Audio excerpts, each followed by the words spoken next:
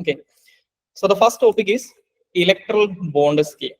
Okay, so as you know, we are discussing about the electoral bond scheme mainly because the Supreme Court of India in February 2024 through a landmark judgment declared the electoral bond scheme as unconstitutional. Okay, so in that context, we need to just understand what is this electoral bond scheme and what are the major provisions which is part of this scheme. Okay, so as you know, the electoral bond scheme was introduced by the central government through the Finance Bill or Finance Act of 2017-18. Okay. And it was started or began in 2018 January. Okay, so the purpose of for the purpose behind the introduction of electoral bond scheme was that actually the government claimed that the electoral bond scheme will bring transparency, and it will also curb the influence of black money in the electoral process. Okay, so in other words, it will create some kind of transparency, or at the end of the day, it will reduce the influence of black money in Indian politics. Okay, so the electoral bond as such is actually a bearer instrument, very similar to our currency notes. It's a bearer instrument or a promissory note. Okay, so if you need to donate to a particular party more than 2000 rupees, you can do that thing through electoral bond, and the electoral bond will be issued by State Bank of India in regular intervals, okay, through the selected branches of State Bank of India in regular intervals. So the State Bank of India is declared as the sole authority who is responsible for issuing the electoral bonds. And you can purchase the electoral bonds either through check or digital transaction from a designated State Bank of India branch in these designated days. And the electoral bond denomination will be 1,000, 10,000, 1 lakh, 10 lakh, and 1 crore. These are the denominations of electoral bond. Okay, so that means from 1,000 rupees to 1 crore rupees will be the denomination of electoral bond. Okay, so as I mentioned earlier, electoral bond is like a promissory note, or it's a bearer instrument. That means it doesn't contain the name of the purchaser or the buyer of that electoral bond, and it can be purchased from selected branches of State Bank of India. So that means the State Bank of India is the sole issuer of the electoral bond, and it can be purchased by any Indian citizen or a company incorporated in India. But you need to understand that a company incorporated in India means the subsidiaries of any foreign company is also considered as a country incorporated in India. Okay, and the electoral bond, as I mentioned earlier, it cannot be purchased whenever you wish. It can be purchased on certain designated days.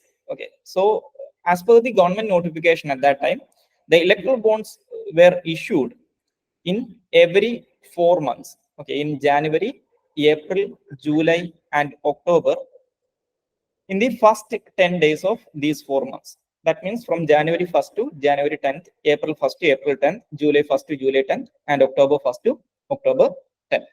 Okay, and so these intervals, a person or a company can purchase electoral bonds from the designated SBI branches.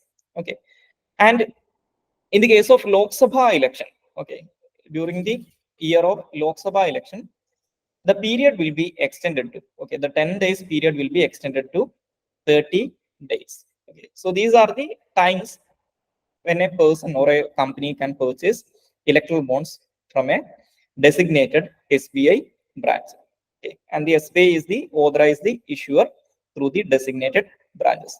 And once the electoral bond is purchased, it's a non-refundable bond. That means a purchaser or a buyer cannot surrender the bond and reclaim the amount.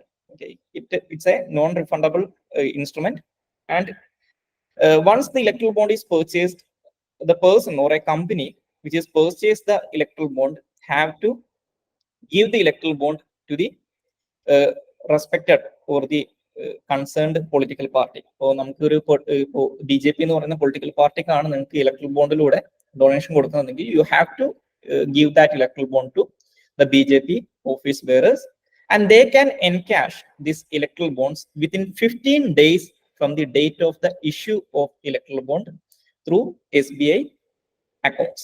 Okay, ഇപ്പോൾ BJPക്കാണ് നിങ്ങൾ ഒരു electoral bond കൊടുത്തിട്ടില്ലെങ്കിൽ ആ electoral bond നിങ്ങൾ purchase ചെയ്ത date തൊട്ട് 15 ദിവസം പൂർത്തിയാക്കുന്നതിന് മുമ്പ് ഏത് പൊളിറ്റിക്കൽ പാർട്ടിക്കാണോ നിങ്ങളത് കൈമാറ്റം ചെയ്യുന്നത് ആ പൊളിറ്റിക്കൽ പാർട്ടിക്ക് എന്ത് ചെയ്യാം, ഇത് എൻക്യാഷ് ചെയ്യാൻ പറ്റും. ദാറ്റ് മീൻസ് ഈ ഇലക്ട്രൽ ബോണ്ട് SBIയിൽ കൊടുത്തിട്ട് ആ അക്കൗണ്ടിലേക്ക് അല്ലെങ്കിൽ ഇതിന് വേണ്ടിയിട്ടുള്ള ഡെസിഗ്നേറ്റഡ് ആയിട്ടുള്ള ബാങ്ക് ആ പൊളിറ്റിക്കൽ പാർട്ടിയുടെ ബാങ്ക് അക്കൗണ്ടിലേക്ക് ഈ ഫണ്ട് ട്രാൻസ്ഫർ ആയി കിട്ടും.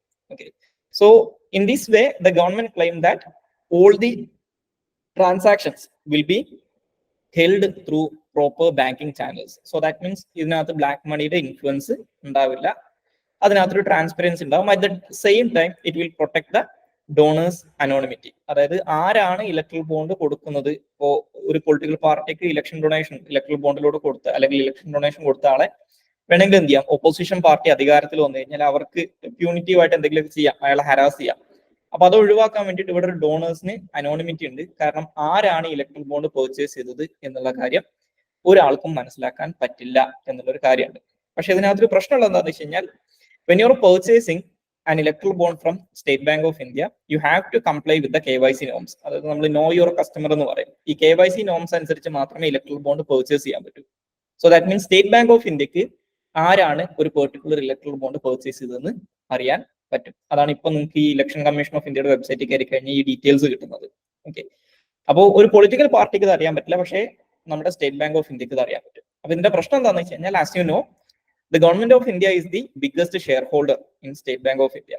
Okay, State Bank of India biggest shareholder government of India ആണ്. State Bank of India government ആയിട്ട് കണക്റ്റഡ് ആയിട്ടുള്ള ഒരു ബാങ്ക് ആണ്.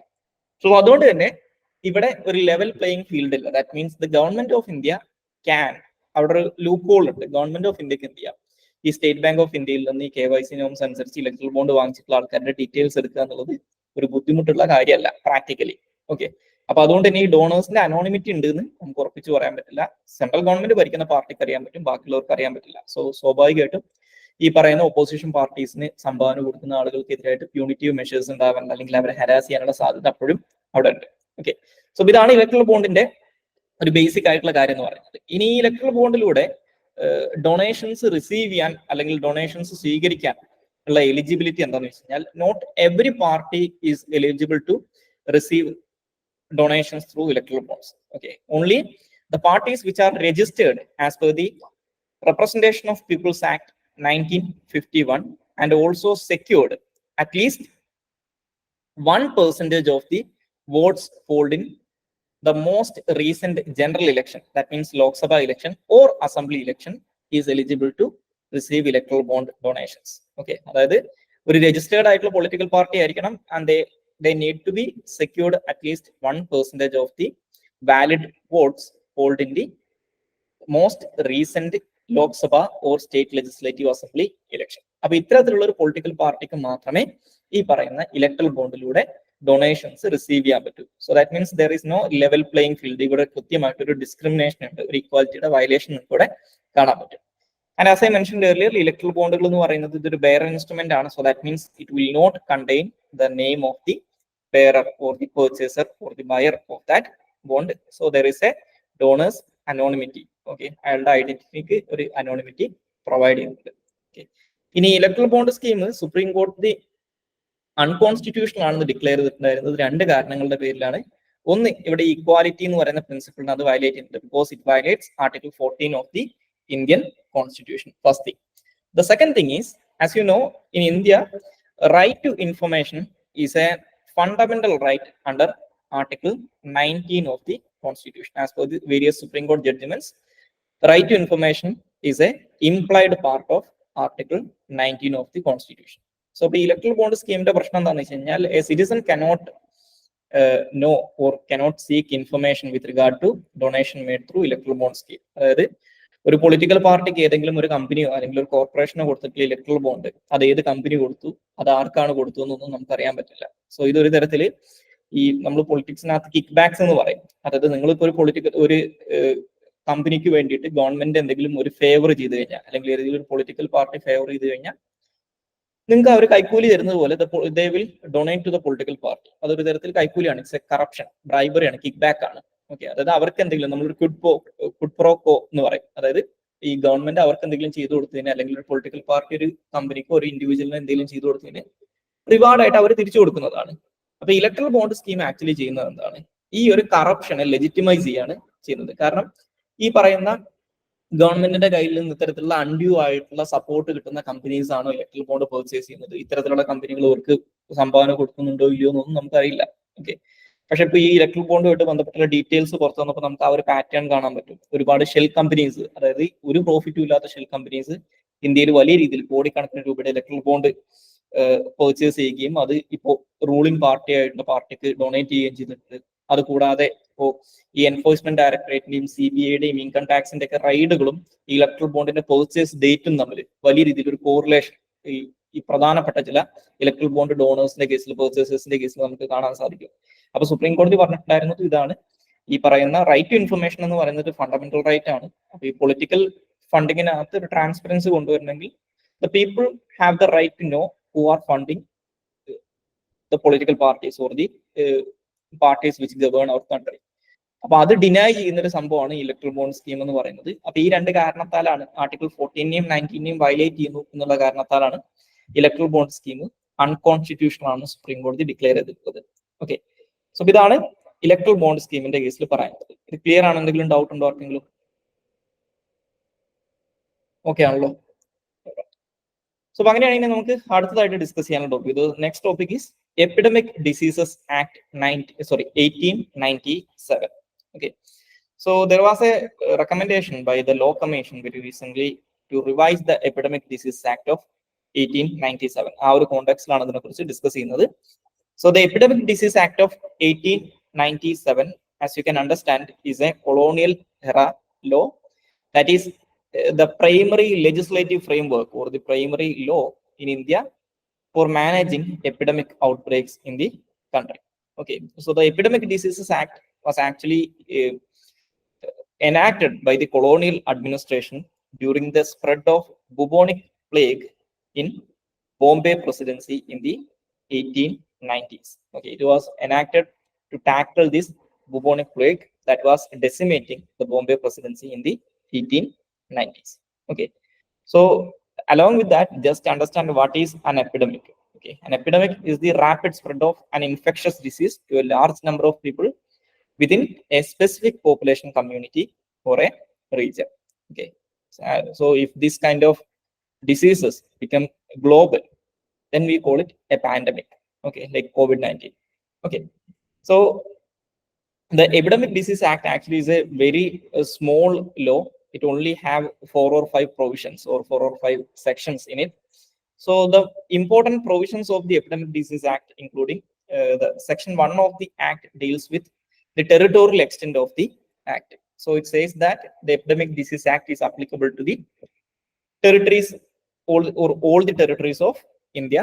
And the second provision, or the section 2 of the act, deals with some special measures that is empowered to the state government to tackle or contain the outbreak of the epidemic. So as you know, in India, the subject of health falls under the state list in the 7th schedule, or it falls under the jurisdiction of the state government. So as per section 2 of the Epidemic Disease Act, it empowers the state government to take special measures to tackle or formulate regulations to contain the outbreak.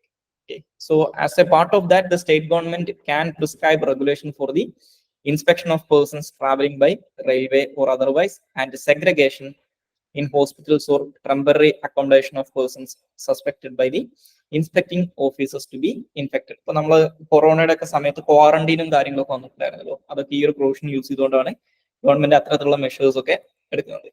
And section 2A of the act authorizes the central government to take certain steps to prevent the spread of the epidemic. Okay, as I mentioned earlier, even though health is a state subject, but by invoking section 2 of the Epidemic Disease Act, the central government also can take certain measures to contain the spread of the epidemic. And section 3 deals with the penalty for disobedience, and section 4 actually provides legal protections to the implementing officers. Okay, so these are the sections in the Epidemic Disease Act. ഞാൻ നേരത്തെ പറഞ്ഞത് വളരെ ചെറിയൊരു നിയമമാണ്, വളരെ കുറച്ച് provisions മാത്രമേ ഇതിനകത്തുള്ളൂ. അപ്പൊ ഇതൊന്ന് റിവൈസ് ചെയ്യാനുള്ള റെക്കമെൻഡേഷൻ ലോ കമ്മീഷൻ മേക്ക് ചെയ്തിട്ട് കുറച്ച് കാലമായിട്ടുണ്ടെന്ന് മനസ്സിലാക്കുക. Okay, so the next topic is annual NESDA report or National E-Governance Service Delivery Assessment Report. Okay. So the National E-Governance Service Delivery Assessment Report is an annual report released by Department of Administrative Reforms and Public Grievances, okay, under the Ministry of Personnel and or the Prime Minister's Office. Okay, so it's a annual report published by or released by Department of Administrative Reforms and Public Grievances, and the report highlights the initiatives taken by state governments and union territory governments towards enhancing or promoting the e-service delivery to the citizen. Okay, so as per the 2023 report, Jammu and Kashmir is actually declared as the #1 state and union territory with regard to providing the number of e-governance services to its citizens. Okay, so Jammu and Kashmir provides maximum number of e-services or e-governance services in India across the states and union territories. Okay, and Jammu and Kashmir, the union territory of Jammu and Kashmir, state of Kerala, Assam, and Odisha provides 100% of their services through their identified single unified service delivery portal. Okay, അതായത് ഒരൊറ്റ പോർട്ടലിലൂടെ തന്നെ എല്ലാ e-governance സർവീസസും provide ചെയ്യുന്ന സ്ഥലങ്ങളാണ് Jammu and കാശ്മീരും the state of കേരളയും അസാമും അതുപോലെ തന്നെ ഒഡീഷയും. സോ ഇതൊക്കെയാണ് ആ റിപ്പോർട്ടിനകത്ത് പറയുന്ന മേജർ ആയിട്ടുള്ള കാര്യങ്ങൾ എന്ന് പറയുന്നത്. So just understand that what is this report and who publishes the report. So it's known as National E-Governance Service Delivery Assessment Report. So it is published by Department of Administrative Reforms and Public Grievances. It's an annual report, and the report deals with the or highlights the initiatives or the measures taken by states and union territory governments to enhance the service delivery or to promote the e-service delivery to the citizen. Okay, പിന്നെ ഇതിനകത്ത് ഈ top റാങ്കിലുള്ള സ്റ്റേറ്റുകൾ ഏതൊക്കെയാണെന്നൊന്നും just ഒന്ന് അറിഞ്ഞിരുന്നാൽ മതി. Okay, so clear ആണല്ലോ? Is it clear? Okay. Okay. So next topic, Corruption Perception Index 2023. Okay. So the Corruption Perception Index is an annual index published by a German-based NGO known as the Transparency International. Okay. So it is published by a non-profit or a non-governmental organization known as Transparency International. Okay.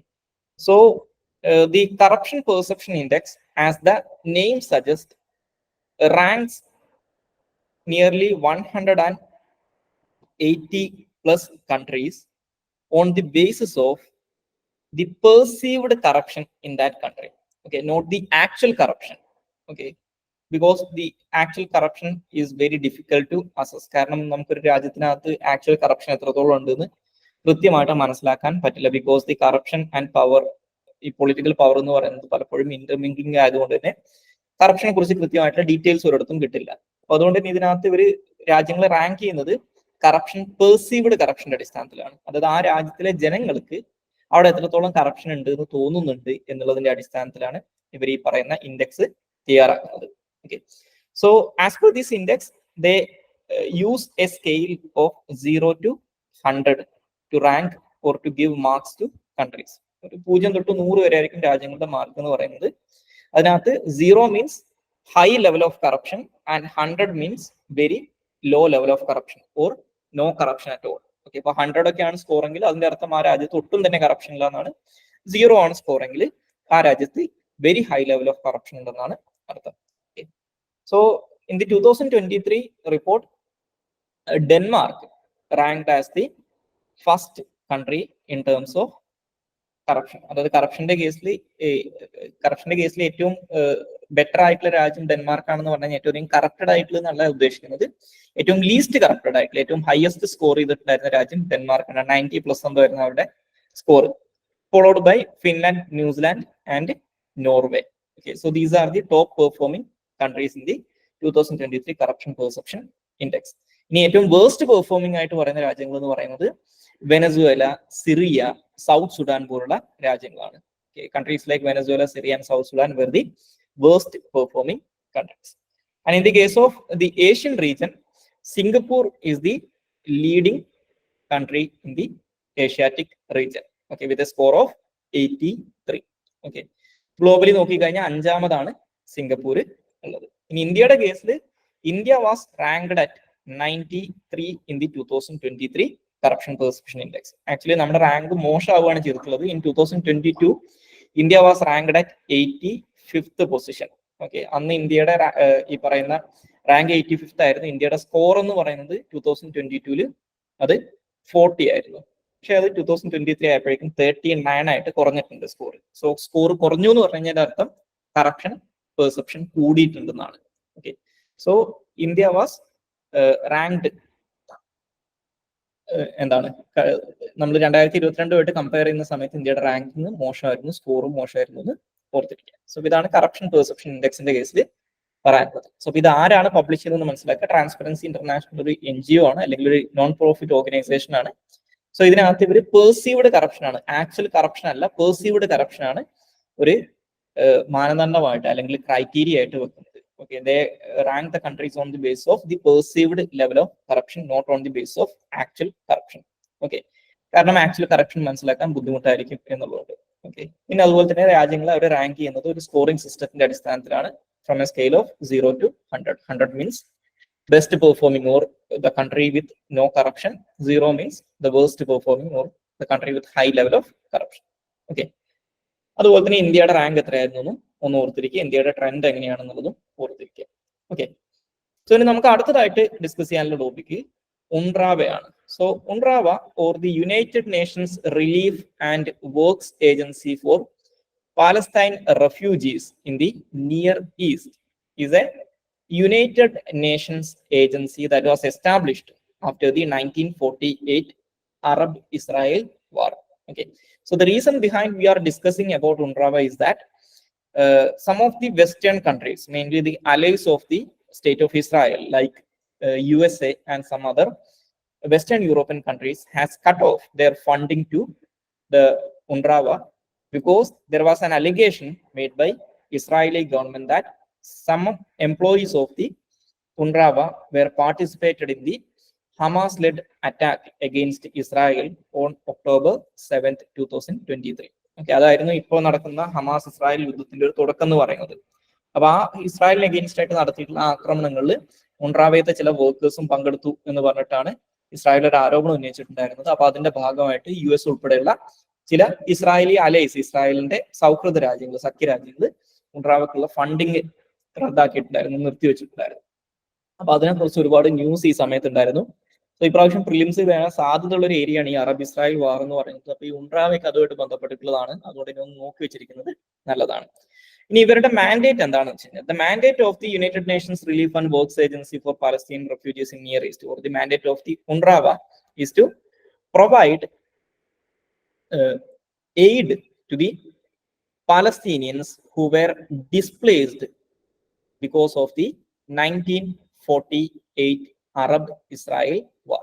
അതായത് 1948 Arab Israel വാർ ഉണ്ട്. അതിനെയാണ് first Arab Israel വാർ എന്ന് പറയാം. ഈ first Arab Israel വാറിലാണ് വലിയ രീതിയിൽ ഒരു refugee crisis ഉണ്ടാകുന്നത്. Because the Palestinians were forcibly displaced and subjected to ethnic cleansing by the state of Israel. Okay, ഏകദേശം 7 ലക്ഷത്തോളം, nearly 7 lakh Palestinians were thrown out from their land or forcibly displaced from their homes by the Israeli government. അതിനെയാണ് ഈ Palestinians, that incident is known as Nakba in Palestine. Okay, ഈ Nakba എന്ന് പറഞ്ഞു കഴിഞ്ഞാൽ അറബിക്കിൽ the കറ്റാസ്ട്രഫി എന്നാണ് അതിന്റെ meaning എന്ന് പറയുന്നത്. സോ ഈ നക്ബയുടെ ഭാഗമായിട്ട് അല്ലെങ്കിൽ 1948 വാറിന്റെ ഭാഗമായിട്ട് ഇസ്രായേലിന്റെ ആക്ഷൻസ് കാരണം ഡിസ്പ്ലേസ് ചെയ്യപ്പെട്ടിട്ടുള്ള ഫലസ്തീനിയൻ റെഫ്യൂജീസിന് എയ്ഡ് പ്രൊവൈഡ് ചെയ്യുന്നതിന് വേണ്ടിയിട്ട്, അവർക്ക് വേണ്ടിയിട്ടുള്ള സഹായങ്ങൾ ചെയ്തു കൊടുക്കുന്നതിന് വേണ്ടിയിട്ടാണ് ഉൺറാവ എസ്റ്റാബ്ലിഷ് ചെയ്യപ്പെടുന്നത്. ആൻഡ് ഉൺറാവ is working in every areas, in majority of the areas where this Palestinian refugees are residing. That means in West Bank, Gaza, and the neighboring countries of the historic Palestine, that is Syria, Jordan, and Lebanon, ഈ രാജ്യങ്ങളിലൊക്കെ Palestinian refugees ഉണ്ട്. അവിടെയൊക്കെ ഈ പറയുന്ന ഉൺറാവ് work ചെയ്യുന്നത് കൊണ്ട് നമുക്ക് കാണാൻ സാധിക്കും. Okay, so as per the 2019 reports, nearly 5.6 million Palestinians are registered with UNRWA as refugees or the beneficiaries of UNRWA services. Okay, so ഇതാണ് UNRWA അല്ലെങ്കിൽ united Nations relief and works agency for Palestinian refugees in near east എന്ന് പറയുന്നത്. Okay, ഇപ്പൊ നിങ്ങളുടെ last നിങ്ങൾക്കൊരു mock test ഉണ്ടായിരുന്നല്ലോ, ഒരു complete test ഉണ്ടായിരുന്നല്ലോ, അതിനകത്ത് ഇതിനെക്കുറിച്ച് ഒരു ക്വസ്റ്റ്യൻ ഉണ്ടായിരുന്നു. Okay, so the next question is next topic is ECOWAS. So ECOWAS means Economic Community of West African States. Okay, so like the name suggests, it's a regional organization of the West African countries. അപ്പൊ ഇതിനെ കുറിച്ച് ഇപ്പൊ discuss ചെയ്യാനുള്ള ഒരു കാരണം എന്താണെന്ന് വെച്ച് കഴിഞ്ഞാൽ, ഈ എക്കോവാസിലെ മെമ്പേഴ്സ് ആയിരുന്ന ചില രാജ്യങ്ങളുണ്ട്, ഈ വെസ്റ്റേൺ ആഫ്രിക്കയിലുള്ള ചില രാജ്യങ്ങളുണ്ട്, like Niger, Burkina Faso and Mali.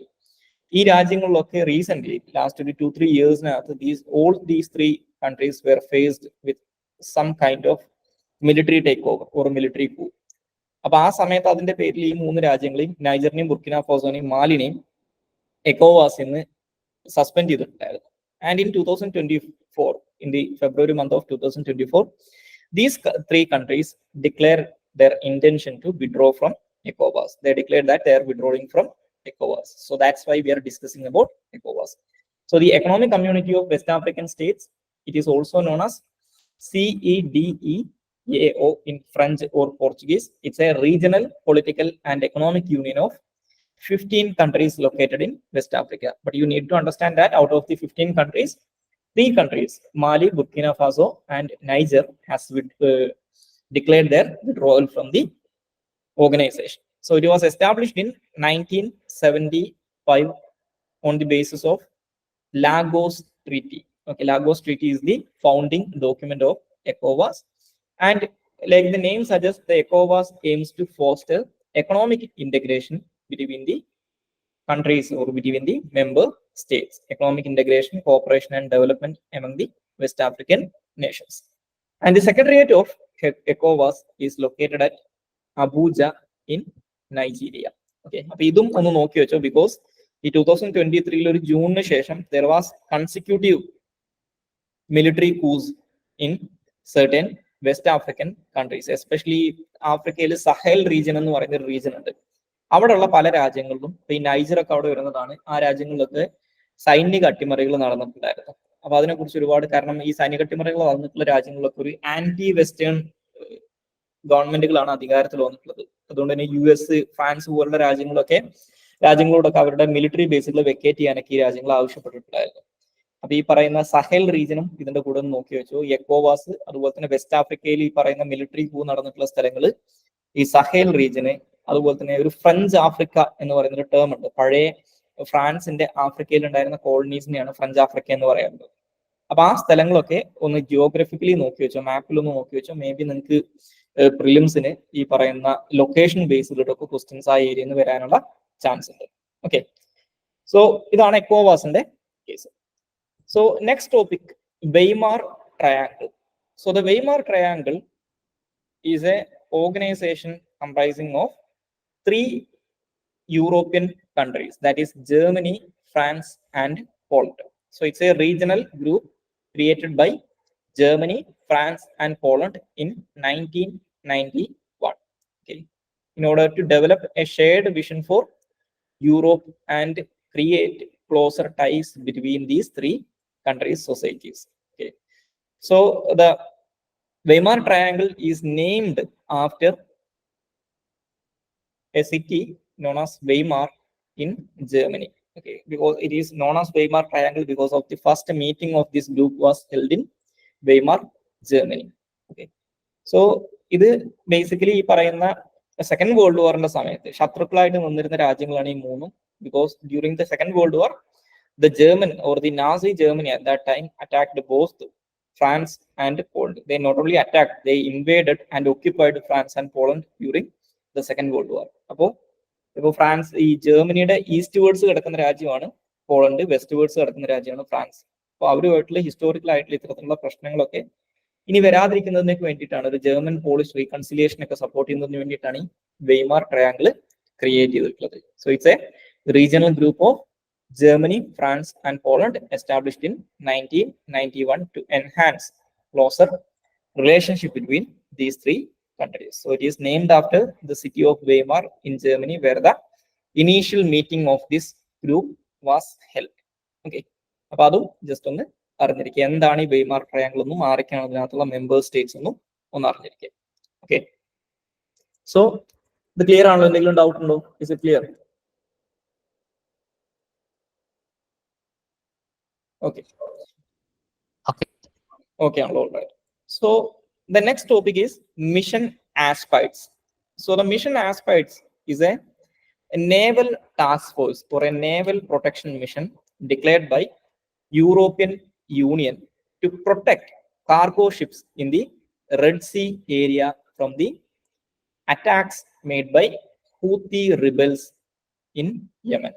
Okay, ഇപ്പൊ നിങ്ങൾക്ക് അറിയാം, after the beginning of the Israeli war on Gaza, the Houthis were started to target the ships which are bound for Israel or the ships which are managed or owned by Israeli companies. Okay, in the Gulf of Aden, Bab al-Mandeb and Red Sea region. Okay, നമ്മുടെ Arabian സീയുടെ western സൈഡിലും അതുപോലെ തന്നെ ഈ പറയുന്ന Gulf of ഏദനിലും ബാബ് അൽ മന്ദേബ് സ്ട്രൈക്കിലും അതുപോലെ തന്നെ red സീയിലും ഇവിടെയൊക്കെ കടന്നു പോകുന്ന ഇസ്രായേലി ഷിപ്പുകളെ, അല്ലെങ്കിൽ ഇസ്രായേലിലേക്കോ ഇസ്രായേലിൽ നിന്നോ പോകുന്ന ഷിപ്പുകളൊക്കെ ഹൂത്തി റിബൽസ് ആക്രമിക്കാൻ തുടങ്ങിയിട്ടുണ്ടായിരുന്നു. അപ്പൊ അതിനുള്ള റീസൺ എന്ന് പറയുന്നത്, the reason behind these attacks were the Houthis were demanding the declaration of cessation of hostilities or declaration of a ceasefire by the Israeli government. Okay, the Houthis were demanding to end the war against Gaza, which is conducted by Israel. Okay, ഇസ്രായേലിന്റെ war on Gaza നിർത്തണം എന്നാവശ്യപ്പെട്ടിട്ടാണ് Houthis ഈ ആക്രമണങ്ങൾ തുടങ്ങിയിട്ടുണ്ടായിരുന്നത്. And when the USA and UK started to intervene in this issue to protect the Israeli shipping from Houthi attacks, the Houthis then started to attack the UK and US commercial ships in this region. Initially, ഇവർ basically ഇസ്രായേലിലേക്ക് പോകുന്നതോ ഇസ്രായേലിൽ നിന്ന് വരുന്നതോ അല്ലെങ്കിൽ Israeli companies control ചെയ്യുന്നതോ ആയിട്ടുള്ള ഷിപ്പുകളെ മാത്രമാണ് ആക്രമിച്ചിട്ടുണ്ടായിരുന്നത്. But later ഈ യുഎസും യുകെയും കൂടി ഇതിനകത്ത് militarily intervene ചെയ്തതോടുകൂടി they started to attack the US and UK ships in this area. Okay, and they also captured some ships like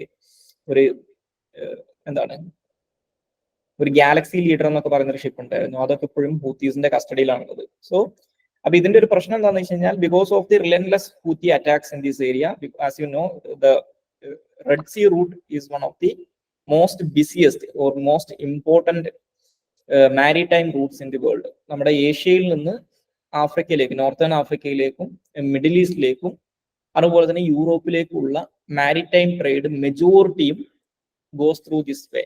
okay, നമ്മുടെ അറേബ്യൻ സീയിൽ നിന്ന് അറേബ്യൻ സീയിൽ നിന്ന് Gulf of Aden, Gulf of ഏദനിൽ നിന്ന് ബാബൽ മന്ദേബ് സ്ട്രൈറ്റ് വഴി Red Sea, Red സീയിൽ നിന്ന് സൂയസ് കനാൽ വഴി മെഡിറ്ററേനിയൻ സീ, ഇങ്ങനെയാണ് റൂട്ട് വരുന്നത്. അപ്പൊ അവിടെയുള്ള ആ ലൊക്കേഷനും കൂടി ഒന്ന് നോക്കി വെച്ചേക്ക്, ഈ പറയുന്ന റെഡ് സീ റീജിയൻ എന്ന് പറയുന്നത്. അതിനകത്ത് പ്രധാനപ്പെട്ട കുറച്ച് ഏരിയാസ് ഞാൻ പറഞ്ഞാൽ വേണമെങ്കിൽ ഒന്ന് നോട്ട് ചെയ്ത് വെച്ചോ.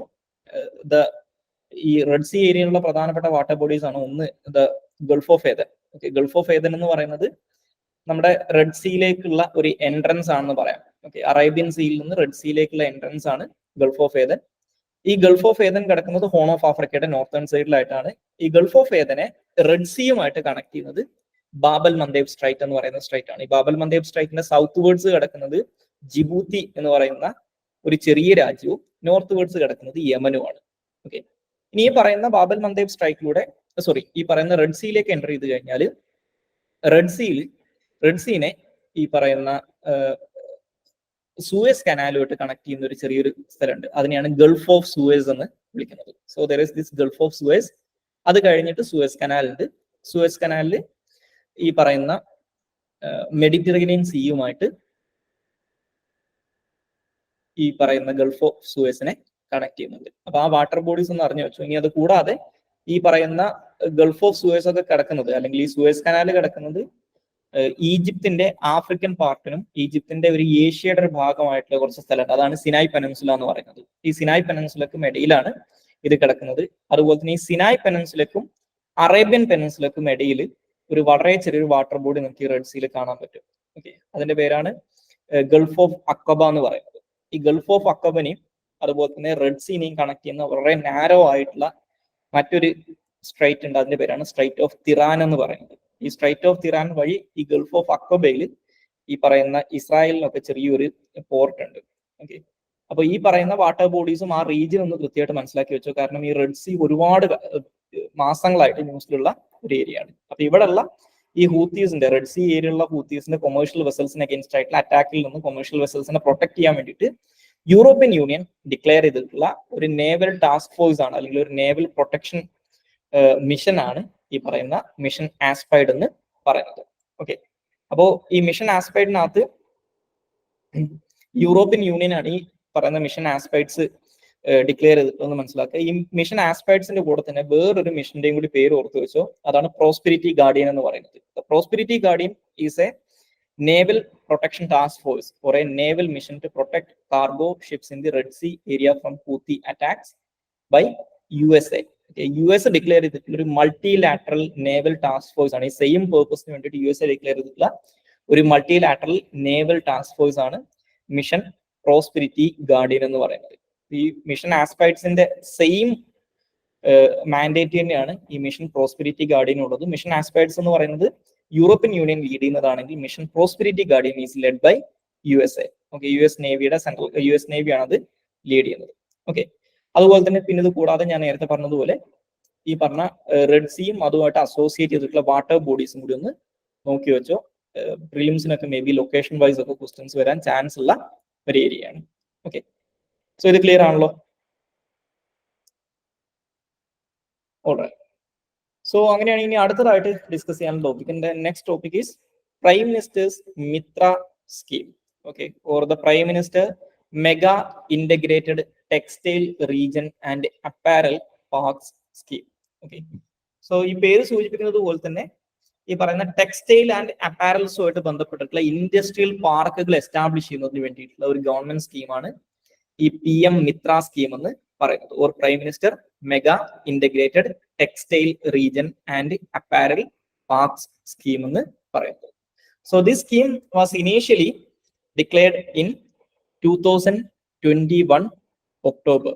Okay, and as per the scheme, these type of textile and apparel parks will be established under this scheme till 2026-27. അപ്പൊ ഈ സ്കീമിന്റെ വാലിഡിറ്റി 2026-27 വരെയാണ്.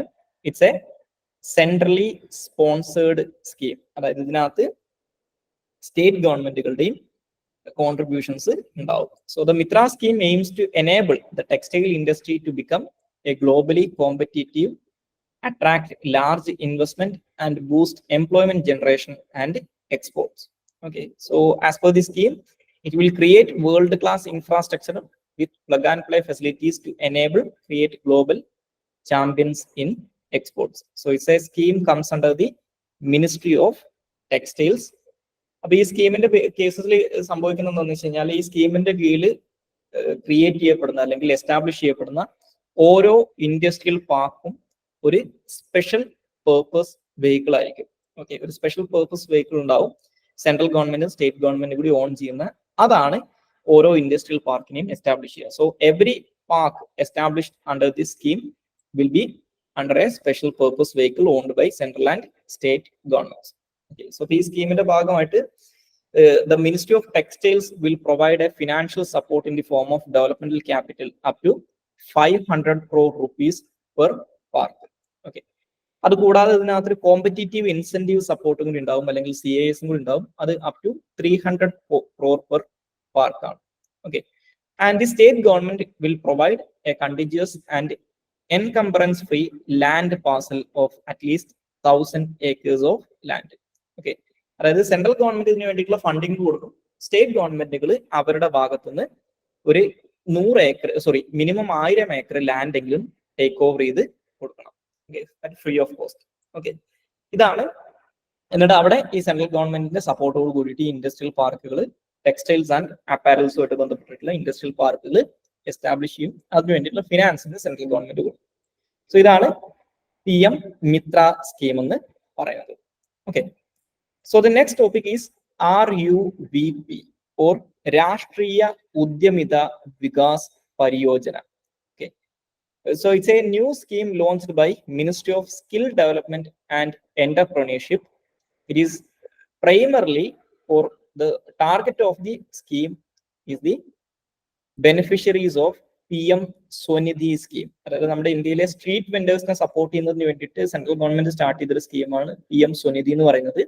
ആ PM സ്വനിധി സ്കീമിന്റെ ബെനിഫിഷ്യറീസ് ആയിട്ടുള്ള പേഴ്സൺസ് ആയിരിക്കും ഈ പെർട്ടിക്കുലർ സ്കീമിന്റെയും ബെനിഫിഷ്യറീസ് എന്ന് പറയുന്നത്. Okay, so the beneficiaries of the PM Svanidhi scheme will B supported through this രാഷ്ട്രീയ ഉദ്യമിത വികാസ് പരിയോജന. Okay, so this RUVP scheme offers the beneficiaries of PM Swanidhi scheme with comprehensive entrepreneurship training. ഇവർക്ക് ഈ പറയുന്ന സംരംഭകത്വത്തിനകത്ത് അല്ലെങ്കിൽ ബിസിനസ്സിനകത്ത് അല്ലെങ്കിൽ ഈ പറയുന്ന ട്രേഡിങ്ങിനകത്തൊക്കെ എന്റർപ്രണർഷിപ്പിനകത്തൊക്കെ ഏകദേശം ഒരു 22 വീക്സ് ലെങ്തി ആയിട്ടുള്ള ട്രെയിനിങ് പ്രോഗ്രാംസ് ഗവൺമെന്റ് കൊടുക്കും. സോ അപ്പൊ അതിനകത്ത് തിയറട്ടിക്കൽ നോളജ് ഉണ്ടാവും, പ്രാക്ടിക്കൽ എക്സ്പോഷർ ഉണ്ടാവും, ഈ എക്സ്പീരിയൻഷ്യൽ ആയിട്ടുള്ള ട്രെയിനിങ് ഉണ്ടാവും. ഓക്കെ, അപ്പൊ ഇതിനകത്ത് പ്രധാനമായിട്ടും കോൺസെൻട്രേറ്റ് ചെയ്യുന്നത് reskilling and upskilling of employees ആണ് to enhance their competitiveness and adaptability. Okay, അപ്പൊ ഇതൊരു പൈലറ്റ് ബേസിസിലാണ് ഇനീഷ്യലി നടക്കുക സെലക്ടഡ് ഡിസ്ട്രിക്റ്റുകളിൽ. അപ്പൊ അതിനകത്ത് പറയുന്ന ഒരു ക്രൈറ്റീരിയ എന്ന് പറയുന്നത് at least 40% of the beneficiaries should be woman എന്ന് പറയുന്നത്. ഓക്കെ, അപ്പൊ ഇതാണ് RUVP സ്കീം എന്ന് പറയുന്നത്, അല്ലെങ്കിൽ രാഷ്ട്രീയ ഉദ്യമിത വികാസ് പരിയോജന എന്ന് പറയുന്നത്. അപ്പൊ ഇതിന്റെ ബെനിഫിഷ്യറീസ് ഈ പറയുന്ന PM സ്വനിധി സ്കീമിന്റെ സെയിം ബെനിഫിഷ്യറീസ് ആയിരിക്കും എന്ന് അറിഞ്ഞിരിക്കുക. അവർക്ക് അപ്സ്കിൽ ചെയ്യാനും അവരെ റീസ്കിൽ ചെയ്യുന്നതിനൊക്കെ വേണ്ടിയിട്ടും അവർക്ക് എന്റർപ്രണർഷിപ്പ് ട്രെയിനിങ് പ്രൊവൈഡ് ചെയ്യുന്നതിന് വേണ്ടിയിട്ടാണ് ഈ ഒരു സ്കീം ഗവൺമെന്റ് ഓഫ് ഇന്ത്യ ഇപ്പോൾ സ്റ്റാർട്ട് ചെയ്തിട്ടുള്ളത്. ഓക്കെ, സോ ഇതാണ് Rashtriya Udyamita Vikas Pariyojana scheme. Okay, so next topic is startup Shala. So നമ്മുടെ ഇന്ത്യയിലെ the department of promotion of industry and internal trade recent launched the startup Shala scheme. Okay, so it's a acceleration program of Startup India scheme.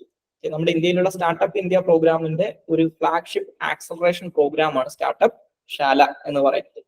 So ഇതിനകത്ത് ഈ acceleration programme എന്ന് പറഞ്ഞു കഴിഞ്ഞാൽ ഇതിനകത്ത് sector specific ആയിട്ടുള്ള ചില ഇനീഷ്യേറ്റീവ്സ് ആണ് ഉണ്ടാകുക. അപ്പോൾ ഈ പറയുന്ന സ്കീമിനകത്ത് അല്ലെങ്കിൽ സ്റ്റാർട്ടപ്പ് ഇന്ത്യ മിഷനകത്തുള്ള എക്സിസ്റ്റിംഗ് ആയിട്ടുള്ള എന്റർപ്രണേഴ്സിന് knowledge, network, fund, guidance, okay, ഇങ്ങനെയുള്ള കാര്യങ്ങളിലേക്കൊക്കെ ആക്സസ് കൊടുക്കുന്നതിന് വേണ്ടിയിട്ടുള്ള ഒരു സെക്ടർ സ്പെസിഫിക് ഇനീഷ്യേറ്റീവ് ആണ് അതിന്റെ കീഴിൽ വരുന്നത്. അപ്പൊ ഇതിനകത്ത് ഇതൊരു 3 month ലോങ് ആക്സലറേഷൻ പ്രോഗ്രാം ആണ്. അപ്പൊ അതിനകത്ത് ഈ 3 month ലോങ് ആക്സലറേഷൻ പ്രോഗ്രാമിനകത്ത് അവർ പ്രധാനമായിട്ടും ഇതൊരു ലിമിറ്റഡ് പ്രോഗ്രാം ആണ്. ഇതിനകത്ത് അവർ പ്രധാനമായിട്ടും 2 കാറ്റഗറി ഓഫ് സ്റ്റാർട്ടപ്പുകളെയാണ് കോൺസെൻട്രേറ്റ് ചെയ്യുന്നത്. ഒന്ന് startups which is dealing with clean technology and startups dealing with deep technology. So 20 startups will be selected from each category. Okay, clean technology ആയിട്ട് ബന്ധപ്പെട്ട് 20 സ്റ്റാർട്ടപ്പുകൾ സെലക്ട് ചെയ്യും, ഡീപ് ടെക്നോളജി ആയിട്ട് ബന്ധപ്പെട്ട് 20 സ്റ്റാർട്ടപ്പുകൾ സെലക്ട് ചെയ്യും. അവർക്ക് ഈ പറയുന്ന ആക്സലറേഷൻ പ്രോഗ്രാം കൊടുക്കും. ഇതാണ് സ്റ്റാർട്ടപ്പ് ശാല എന്ന് പറയുന്നത്. ഇത് department of promotion of industry and internal trade ആണിത് നടത്തുന്നത്. നമ്മുടെ സ്റ്റാർട്ടപ്പ് ഇന്ത്യ പ്രോഗ്രാമിന്റെ കീഴിലാണ് വരുന്നത് എന്ന് മനസ്സിലാക്കി. സോ ഇത് ഇറ്റ്സ് എ ആക്സലറേഷൻ പ്രോഗ്രാം എന്നും മനസ്സിലാക്കി വെക്കാം. ഓക്കെ, സോ ഇതാണ് സ്റ്റാർട്ടപ്പ് ശാലയുടെ കേസ്. ഇനി അടുത്തതായിട്ട് ഡിസ്കസ് ചെയ്യാനുള്ള topic prime minister's Fasal Bima യോജനയാണ്. നമ്മൾ ഈ പ്രൈം മിനിസ്റ്റേഴ്സ് ഫസൽ ബീമ യോജനത്തിന് മുമ്പും ഡിസ്കസ് ചെയ്തിട്ടുള്ള ടോപ്പിക്കാണ്. അപ്പൊ അതുകൊണ്ട് തന്നെ ഈ PMFBYയെ കുറിച്ചല്ല ഡിസ്കസ് ചെയ്യാനുള്ളത്.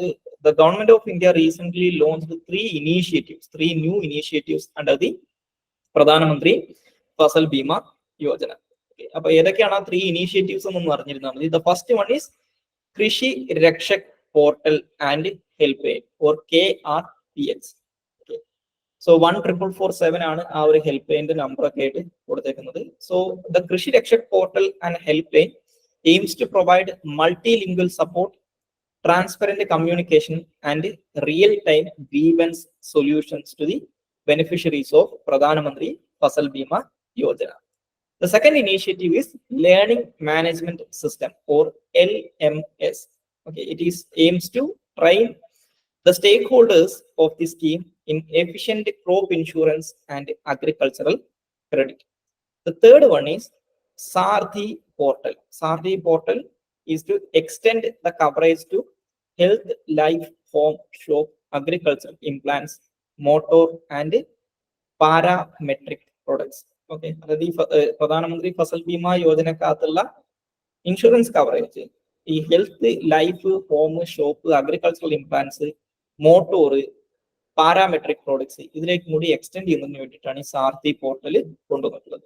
സോ ഈ 3 ഇനീഷ്യേറ്റീവ്സും PMFBY കീഴിൽ റീസെന്റ് വന്നിട്ടുള്ളതാണെന്ന് ഓർത്തിരുന്നാൽ മതി. അപ്പൊ ഇത് ഏതൊക്കെയാണെന്ന് ഓർത്തിരിക്കുക. ദ ഫസ്റ്റ് വൺ ഈസ് കൃഷി Rakshak portal and help line. It is to provide multilingual support and communication and real-time grievance resolution to the beneficiaries.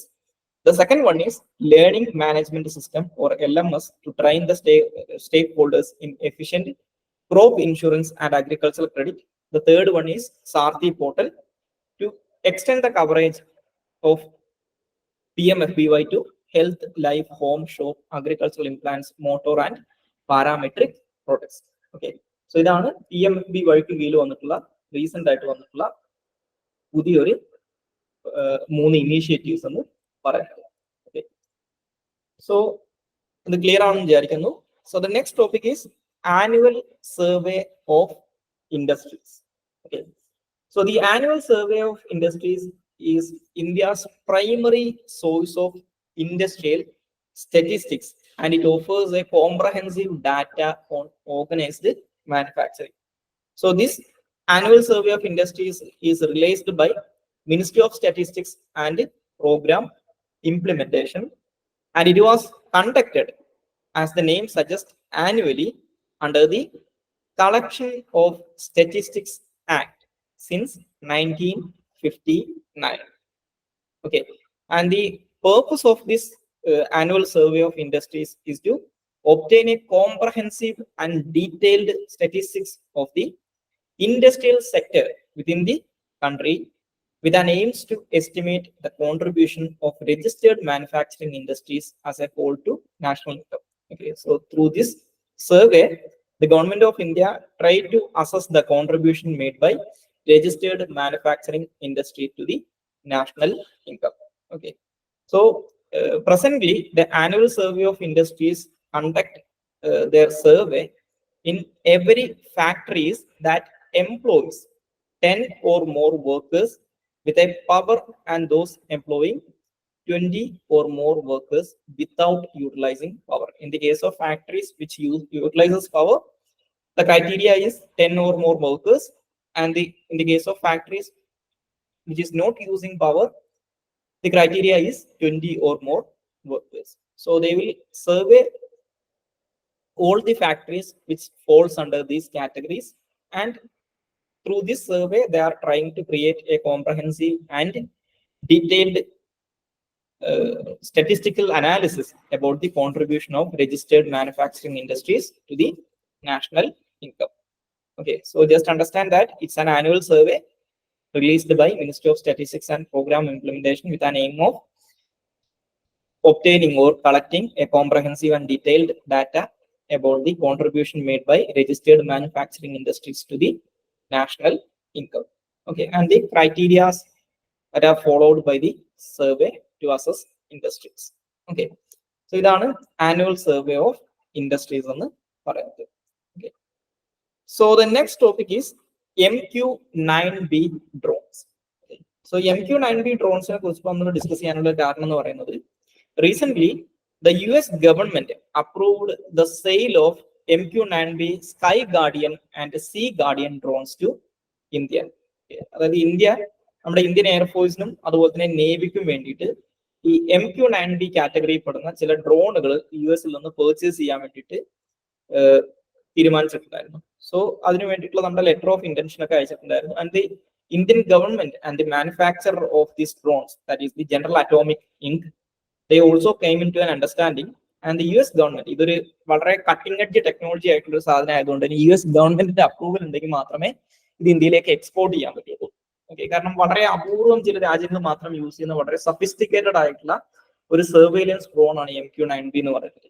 അപ്പോൾ അതുകൊണ്ട് തന്നെ US കോൺഗ്രസിന്റെ അപ്രൂവല് ഈ കാനഡയിലൊക്കെ നടത്തിയിട്ടുള്ള ഒരു സിഖ് ഖാലിസ്ഥാനി ടെററിസ്റ്റിന്റെ അസാസിനേഷനുമായിട്ട് ബന്ധപ്പെട്ട് ഇന്ത്യക്കെതിരായിട്ട് ചില ആരോപണങ്ങളൊക്കെ ഉണ്ട്. അപ്പൊ ആ ഒരു കോണ്ടെക്സ്റ്റിൽ മേ ബി US ഗവൺമെന്റ് ഇതിന്റെ സെയിൽ നിർത്തി വെക്കാനുള്ള ചാൻസ് ഉണ്ട് എന്ന് പറഞ്ഞിട്ടുണ്ടായിരുന്നു. പക്ഷെ ആ സമയത്ത് US ഗവൺമെന്റ് ഇതിന്റെ സെയിൽ ഇപ്പൊ റീസെന്റ് അപ്രൂവ് ചെയ്തിട്ടുണ്ടായിരുന്നു. ആ ഒരു കോണ്ടെക്സ്റ്റിലാണ് ഇതിനെക്കുറിച്ച് ഡിസ്കസ് ചെയ്യുന്നത്.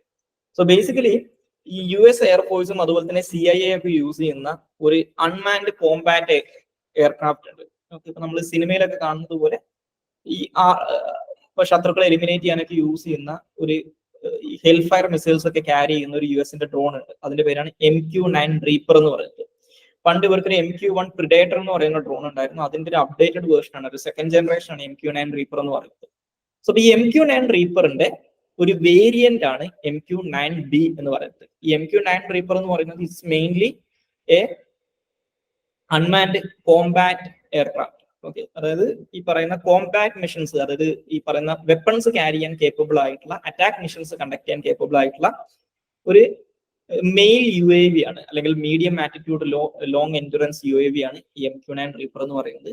അതിന്റെ ഒരു ISR പ്ലാറ്റ്ഫോം ആണ്. ISR എന്ന് പറഞ്ഞു കഴിഞ്ഞാൽ ഈ ഇന്റലിജൻസ്, സർവൈലൻസ്, റിക്കണൈസൻസ് ഒക്കെ കണ്ടക്ട് ചെയ്യാൻ വേണ്ടി യൂസ് ചെയ്യുന്ന ഒരുപാട് സെൻസറുകളും അതുപോലെ തന്നെ മറ്റുള്ള ഇന്റലിജൻസ് കളക്ഷന് വേണ്ടിയിട്ടുള്ള മറ്റുള്ള മെഷേഴ്സ് ഒക്കെ യൂസ് ചെയ്യുന്ന ഒരു വേരിയന്റ് ആണ് MQ-9B എന്ന് പറയുന്നത്. So it's a variant of MQ-9 reaper drones used by US military and CIA, and it is developed by the US defense manufacturer General Atomic Inc.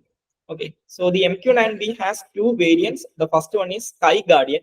So Sky Guardian എന്ന് പറയുന്നത് ഈ പേര് suggest ചെയ്യുന്നത് പോലെ തന്നെ ഇത് യൂഷ്വലി എയർഫോഴ്സുകളോ അല്ലെങ്കിൽ land ഫോഴ്സുകളോ ആണ് യൂസ് ചെയ്യാറുള്ളത്. ഓക്കെ, ബേസിക്കലി ടെറസ്ട്രിയൽ ആയിട്ടുള്ള സർവൈലൻസിന് വേണ്ടിയിട്ടാണ്. അതായത് നമ്മുടെ കര മേഖലകളിലുള്ള ലാൻഡ് ഏരിയാസിലുള്ള ISR മിഷൻസിന് വേണ്ടിയിട്ടാണ് ഈ സ്കൈ ഗാർഡിയൻ യൂസ് ചെയ്യുന്നത്. അതിന്റെ ഒരു നേവൽ വേർഷൻ ആണ് സീ ഗാർഡിയൻ എന്ന് പറയുന്നത്. അപ്പൊ ഈ പറയുന്ന ഈ ഡ്രോൺസ് പർച്ചേസ് ചെയ്യുന്നതിന് മുമ്പ് തന്നെ ഇന്ത്യ ഒരു കുറച്ച് 2020 തൊട്ട് ഈ MQ-9Bയുടെ Sea Guardian drones lease out ചെയ്തിട്ട് ഓപ്പറേറ്റ് ചെയ്യുന്നുണ്ട് for the last 3 or 4 years. അപ്പൊ ഇത് ഈ സീ ഗാർഡിയൻ വാങ്ങിക്കാനുള്ള, സീ ഗാർഡിയനും സ്കൈ ഗാർഡിയനും വാങ്ങിക്കാനുള്ള പ്രധാനപ്പെട്ട റീസൺ എന്ന് പറയുന്നത് because of the threat that is emanating from China.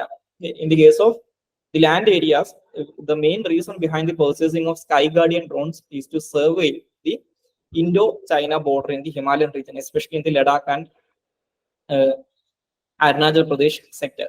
Okay, രണ്ടാമത്തെ Sea Guardian case, because of the increased submarine activities of the Chinese People Liberation Navy in the Indian Ocean region, in order to conduct surveillance or the maritime surveillance in the Indian Ocean region. അതിനു വേണ്ടിയിട്ടാണ് ഈ Sea Guardian drones purchase ചെയ്തിട്ടുള്ളത്. Okay, അപ്പൊ 2020 തൊട്ട് India ഇതിന്റെ see Guardian drones operate ചെയ്യുന്നുണ്ട്. അപ്പോൾ ഇപ്പൊ നമ്മൾ ഏകദേശം ഒരു 30+ ഡ്രോൺസ് ആണ് ഈ രണ്ട് കാറ്റഗറിയിലോട്ട് പർച്ചേസ് ചെയ്യാൻ പോകുന്നത്. ഇത് എന്താണെന്ന് അറിഞ്ഞിരിക്കുക. MQ-9B എന്ന് പറയുന്നത് ഒരു ഡ്രോണുകളാണെന്ന് മനസ്സിലാക്കുക. അതിനകത്ത് രണ്ട് വേരിയൻസ് ആണുള്ളത്, സ്കൈ ഗാർഡിയനും സീ ഗാർഡിയനും. It's a version. ഈ MQ-9B itself is a version of MQ-9 drones used by US military and CIA എന്ന് മനസ്സിലാക്കുക. ഇതൊരു US ഒറിജിനേറ്റഡ് ആയിട്ടുള്ള ഡ്രോൺ ആണ്. ഇന്ത്യക്ക് ഇത് പർച്ചേസ് ചെയ്യാൻ പോകുന്നുണ്ടെന്ന് അറിഞ്ഞിരുന്നാണ്. So the next topic is Abhyas high speed expendable aerial target. Okay, so the Abhyas high speed expendable aerial target is a target drone developed by DRDO, Defense Research and Development Organization. So it is developed by DRDO's Aeronautical Development Establishment, or ADA. It's a indigenously developed target drone. Target drone means it's an unmanned aerial vehicle or a drone used for targeting practices by the air defense systems or anti-air defense systems. Okay, so one of the main features of Abhyas is that it requires minimum logistics and it is cost effective compared to important equivalents. Okay, so as I mentioned earlier, just understand that Abhyas is a target drone developed by Aeronautical Development Establishment of DRDO, target drone means a drone which is used for target practicing purposes by the air defense systems or anti-air guns or anti-air missiles. Okay, so that is Abhyas. So the next topic is INS Sandayak. Okay, so INS Sandayak is a research vessel constructed by Garden Research Shipbuilders and Engineers Limited, based in Kolkata. So it is a first ship in a series of 4 survey vessel large or SVL ships to be constructed for Indian Navy by GRSC. So it's a survey vessel used for surveying purposes. So it's not a combat vessel, it's a survey ship. So survey ship means one of the main purpose of survey ships is to conduct reconnaissance operations or conduct surveillance of the international waters. So it have state-of-the-art hydrographic equipment, including deep and shallow water multi-beam echo sounders. The echo sounders is mainly used for the purpose of identifying submarines and autonomous underwater vehicles. Okay, so as I mentioned earlier, as it is not a combat vessel or it is not a warship, it cannot have much offensive capabilities. So ഒരുപാട് വെപ്പൺസും കാര്യങ്ങളൊന്നും ഇതിനകത്ത് ഉണ്ടാവില്ല. So it can only provide limited defense capabilities, and it can also serve as a hospital ship during the wartime or emergency situations. Okay, so that is INS Sandayak. So it is a survey vessel constructed by Garden Research Shipbuilders and Engineers Limited, Kolkata. Okay, so the next topic is Patriot missile or Patriot air defense system. So Patriot is a air defense system developed by or manufactured by US defense manufacturer Raytheon. Okay, so the term Patriot stands for Phased Array Tracking Radar for Intercept on Target. Okay, so it's a surface to air missile or it's a air defense system developed by United States and operated by US Army, and it is manufactured by Raytheon, a defense manufacturer based in USA. Okay, so it is one of the most widely used air defense system by USA and her allies, including states like Israel and Saudi Arabia, etc., etc. So the reason behind we are discussing about Patriot air defense system is that there has been discussions in the news about the USA may be supplying, or the USA may supply the Patriot defense systems to Ukrainian forces in the ongoing Russia-Ukraine war.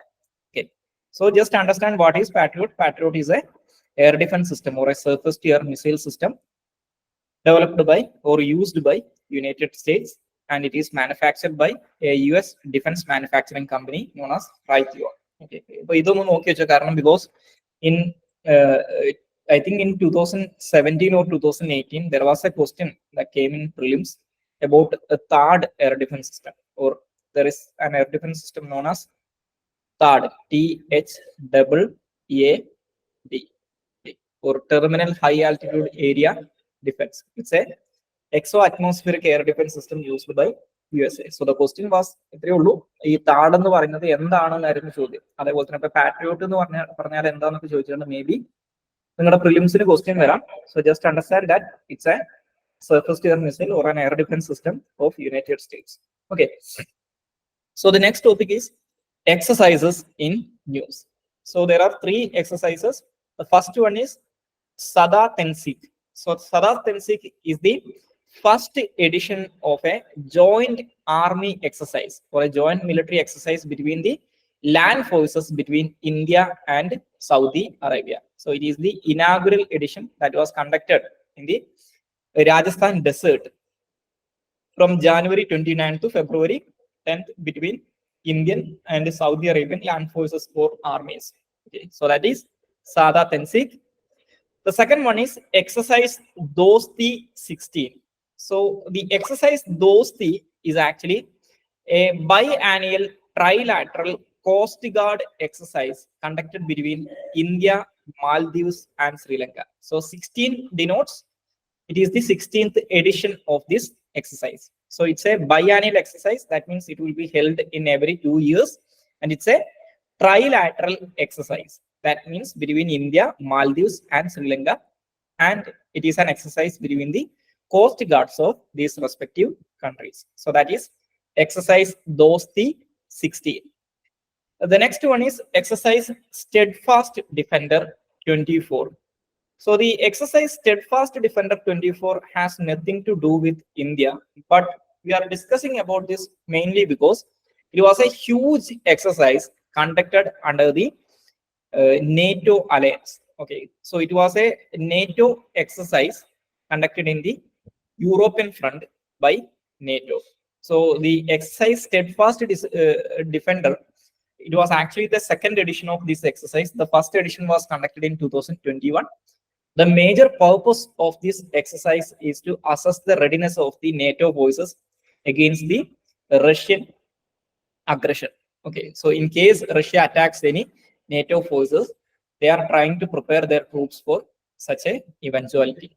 Okay, so the exercise Steadfast Defender 24 is the biggest NATO exercise after the Cold War. Nearly 90,000 troops from all of the NATO member countries participated in this exercise. Okay, so just understand that it's a NATO military exercise conducted in European theater.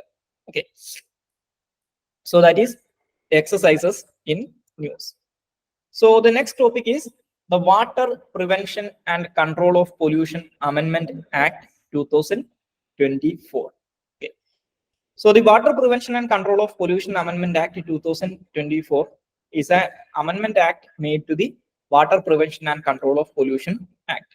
Okay. So what are the major provisions of this new amendment? The first one is nomination of State Pollution Control Board chairman.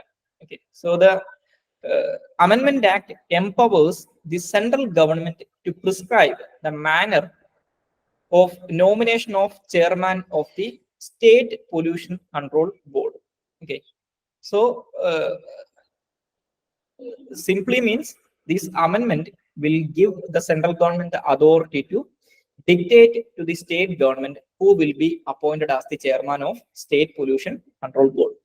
The second one is exemption for industrial plants. That means certain categories of industrial plants may be exempted by the central government.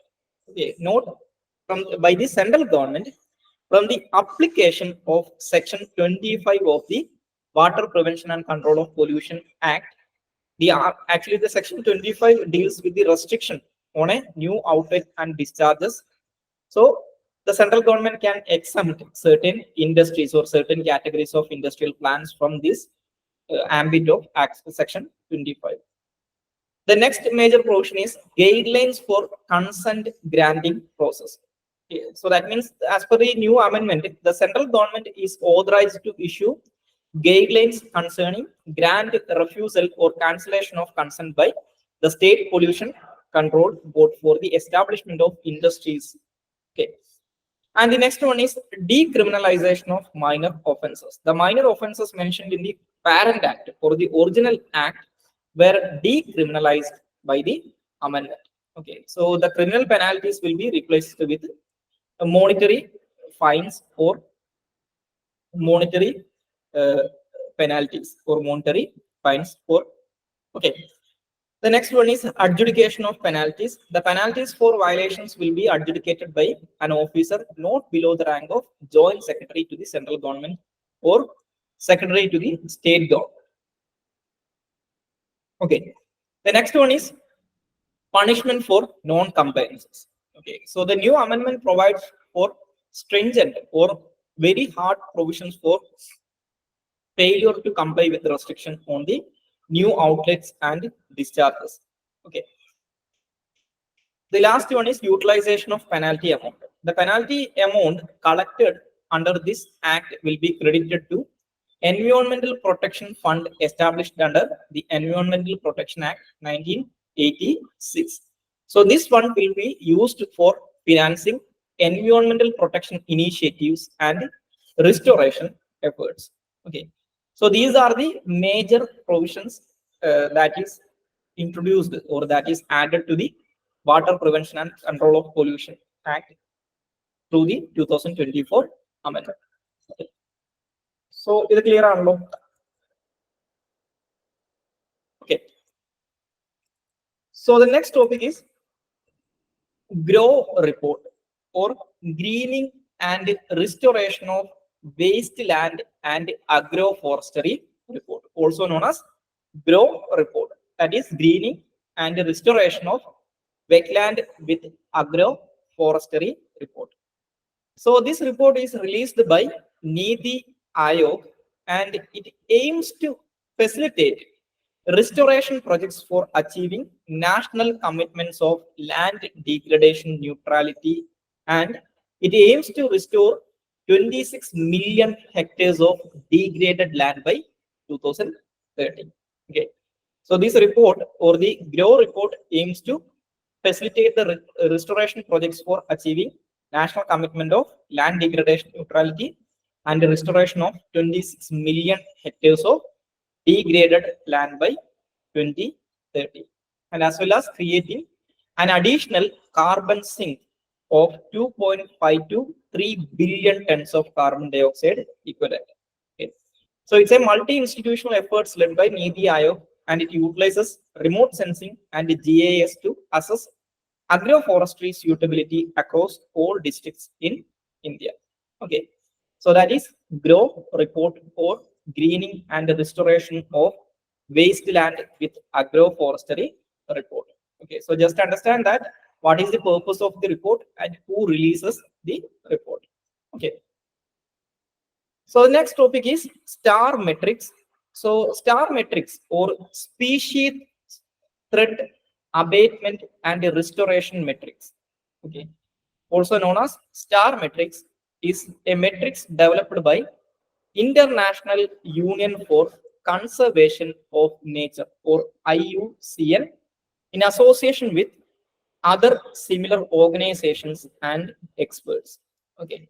So initially it was first unveiled in 2021, and at that time it was mainly used for terrestrial areas.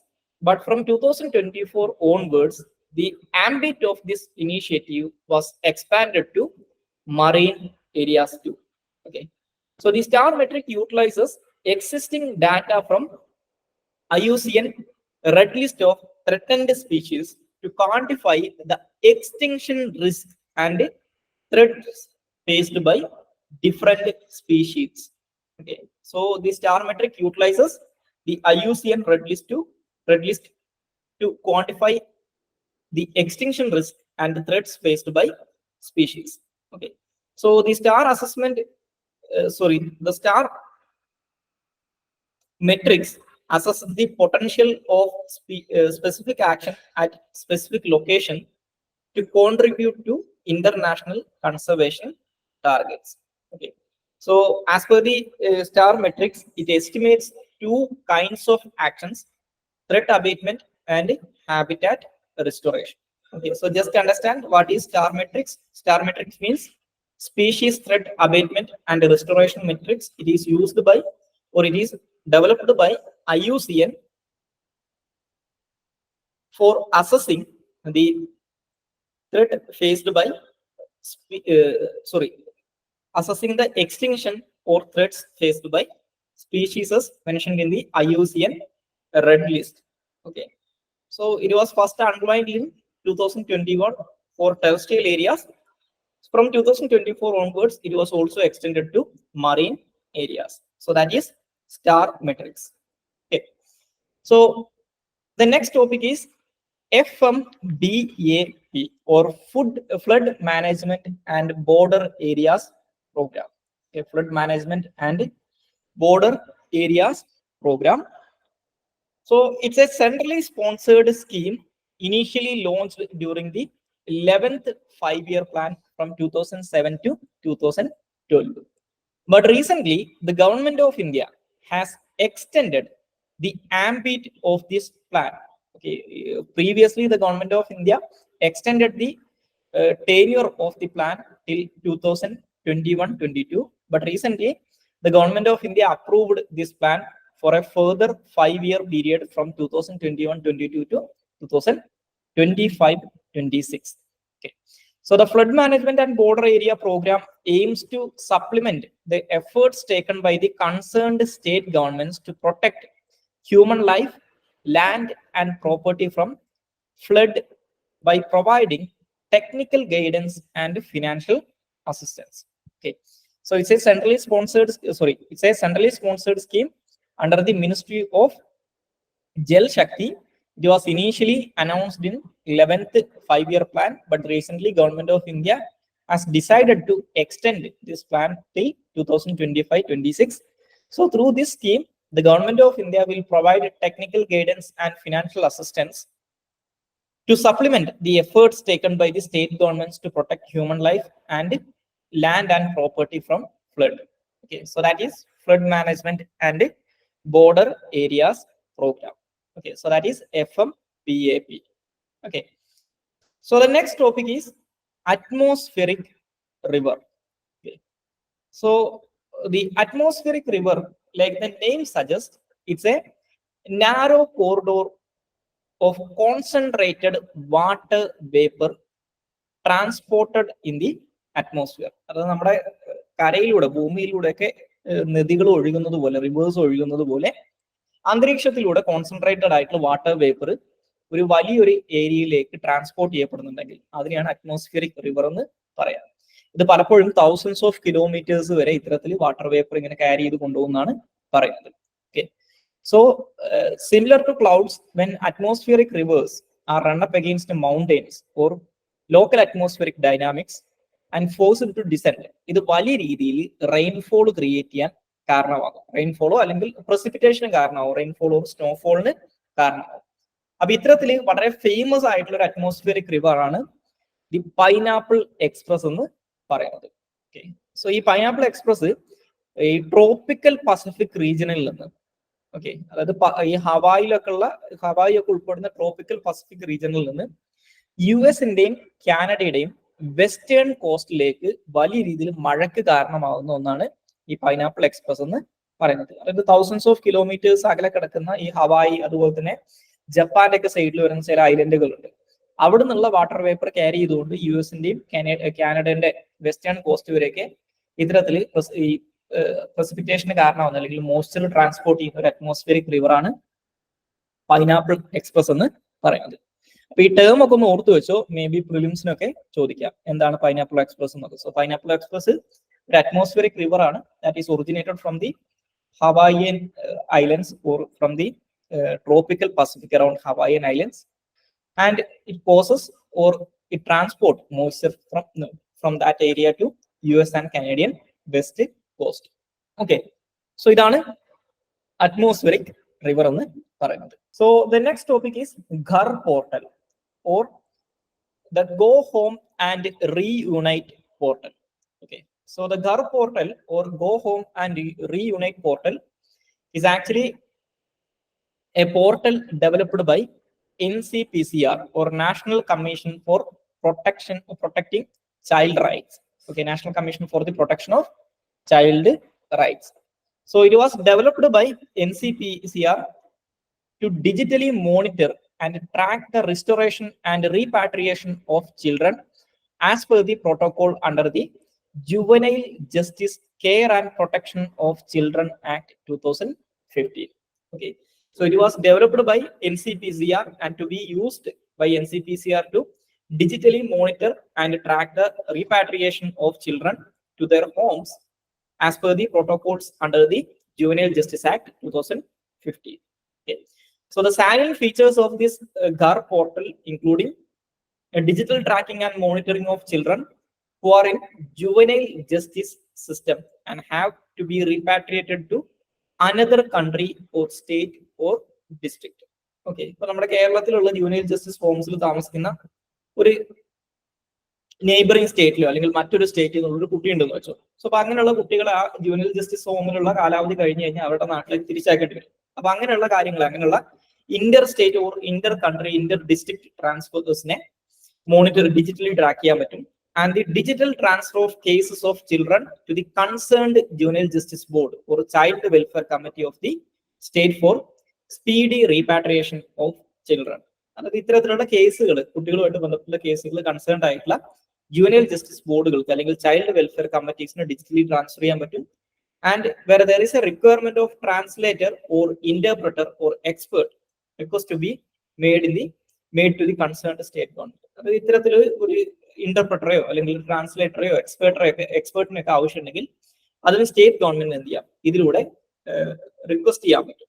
അതുപോലെ തന്നെ the child welfare committees and district child protection officers can ensure proper restoration and rehabilitation of children by digitally monitoring the progress of the cases of the child, and a checklist format will be provided in the form so that the children who are hard to repatriate or children who are not getting their entitled compensation or other monetary benefits can be identified. Okay. And finally, the list of government implemented schemes are provided so that at the time of restoration of the children, the child welfare committee can link the child with the scheme to strengthen the family and ensure the child remains with his or her family. So ഇത്തരത്തിലുള്ള services ഒക്കെ provide ചെയ്യാൻ പറ്റുന്ന ഒന്നാണ് അല്ലെങ്കിൽ use ചെയ്യാൻ പറ്റുന്ന ഒന്നാണ് ഈ ഘർ പോർട്ടൽ എന്ന് പറയുന്നത്. ഓക്കെ, അപ്പോൾ ഇതും ഒന്ന് നോട്ട് ചെയ്ത് വെച്ചോ. കാരണം ഈ വുമൺ ആൻഡ് ചിൽഡ്രൻ എന്നൊക്കെ പറയുന്നത് UPSCയുടെ ഫേവറേറ്റ് ആയിട്ടുള്ള ഏരിയാസ് ആണ്. അപ്പൊ ഈ പ്രിലിംസിനോ മെയിൻസിനൊക്കെ വരാൻ സാധ്യതയുള്ള ഒരു ഏരിയ ആണത്. അപ്പൊ ഇതും കൂടി ജസ്റ്റ് ഒന്ന് ഓർത്ത് വെച്ചാൽ എന്താണ് ഈ ഘർ പോർട്ടൽ എന്നുള്ളത്. ഓക്കെ, ഇനി അടുത്തതായിട്ട് ഡിസ്കസ് ചെയ്യാനുള്ള ടോപ്പിക് ഇൻസാറ്റ് 3DS ആണ്. So the INSAT 3DS is a third generation meteorological satellite developed by or launched by ISRO. Okay, so ഇതൊരു ജിയോ സ്റ്റേഷനറി ഓർബിറ്റിലുള്ള ഒരു സാറ്റലൈറ്റ് ആണ്. And the satellite is aim to improve forecast and provide better data for tracking extreme climate events. Okay, so INSAT എന്താണെന്ന് മനസ്സിലാക്കുക. INSAT 3DS എന്ന് പറയുന്നത് ഈ ഇൻസാറ്റ് സീരീസിനകത്തുള്ള അല്ലെങ്കിൽ ഇന്ത്യയിലെ മെറ്റീരിയോളജിക്കൽ സാറ്റലൈറ്റ് സീരീസിനകത്തുള്ള ഒരു തേർഡ് ജനറേഷൻ സാറ്റലൈറ്റുകളിൽ പെടുന്നതാണ്. ഈ തേർഡ് ജനറേഷൻ സാറ്റലൈറ്റുകളായിട്ട് ഇൻസാറ്റ് സാറ്റലൈറ്റുകളായിട്ട് 3 എണ്ണമാണ് ഉള്ളത്. ഇൻസാറ്റ് 3D, ഇൻസാറ്റ് 3DR ഉണ്ട്. മൂന്നാമത്തതാണ് ഇൻസാറ്റ് 3DS എന്ന് പറയുന്നത്. So the project is funded by Ministry of Earth Science. It will provide the weatherman and scientists with improved satellite data. ഈ എർത്തുമായിട്ട് ബന്ധപ്പെട്ടിട്ടുള്ള ഹൈ റെസൊല്യൂഷൻ ഇമേജസ്, അതുപോലെ തന്നെ ഈ cyclones, monsoon system, thunder Storm, മറ്റുള്ള natural disasters, natural ഫിനോമിനാസ്, എൻവയോൺമെന്റുമായിട്ട് ബന്ധപ്പെട്ടിട്ടുള്ള ഈ നമ്മുടെ atmosphere ഒക്കെ ആയിട്ട് ബന്ധപ്പെട്ടിട്ടുള്ള ഇത്തരത്തിലുള്ള കാര്യങ്ങളൊക്കെ ട്രാക്ക് ചെയ്യാനും കൃത്യമായിട്ടുള്ള അസസ്മെന്റ് മേക്ക് ചെയ്യാനും ഈ പറയുന്ന വെതർമാന്മാരെയും സയന്റിസ്റ്റുകളെയും ഹെൽപ്പ് ചെയ്യാനും ഈ ഇൻസാറ്റ് 3DS സാറ്റലൈറ്റിന്റെ ഒരു ലക്ഷ്യം എന്ന് പറയുന്നത്. ഇനി ഇൻസാറ്റ് 3DSനകത്ത് പ്രധാനമായിട്ടും 4 പേലോഡുകളാണുള്ളത്. There is an imager, a sounder, a data relay transponder and a satellite aided search and rescue transponder. അപ്പൊ ജസ്റ്റ് ഇത്ര ഓർത്തിരുന്നാൽ മതി. ഇത് ഫണ്ട് ചെയ്യുന്നത് ആരാണ്? It is funded by ministry of earth science. It's a metrological satellite for the and it belongs to the third generation meteorological satellite of India. The other, ഈ third ജനറേഷനകത്ത് ഇപ്പൊ നിലവിൽ 3 സാറ്റലൈറ്റുകളാണുള്ളത്. The other 2 R INSAT 3D and INSAT 3DR. Okay, ഇനി ഇതിന്റെ പേലോഡിനകത്ത് ഈ ഒരു സാധനം ഉണ്ട്, നോക്കി വെച്ചോ. There is A satellite aided search and rescue transponder. ഇത് നോർമലി ഉണ്ടാവാത്തൊരു സംഭവമാണ്. അപ്പൊ ഇതൊന്ന് സ്പെസിഫിക് ആയിട്ട് ഓർത്ത് വെച്ചു. സോ ഇതാണ് ഇൻസാറ്റ് 3DS എന്ന് പറയുന്നത്. Okay, so the next topic is Cartosat 2. So കാർട്ടോസാറ്റിനെ കുറിച്ച് നമ്മൾ ഡിസ്കസ് ചെയ്യാനുള്ള കാരണം എന്താണെന്ന് വെച്ച് കഴിഞ്ഞാൽ recent the ISRO has successfully deorbited and conducted an atmospheric re-entry of defunct Cartosat 2. Okay, ഈ കാർട്ടോസാറ്റ് 2 എന്ന് പറയുന്നത് കുറെ മുമ്പ് ലോഞ്ച് ചെയ്തിട്ടുള്ള ഒരു സാറ്റലൈറ്റ് ആയിരുന്നു.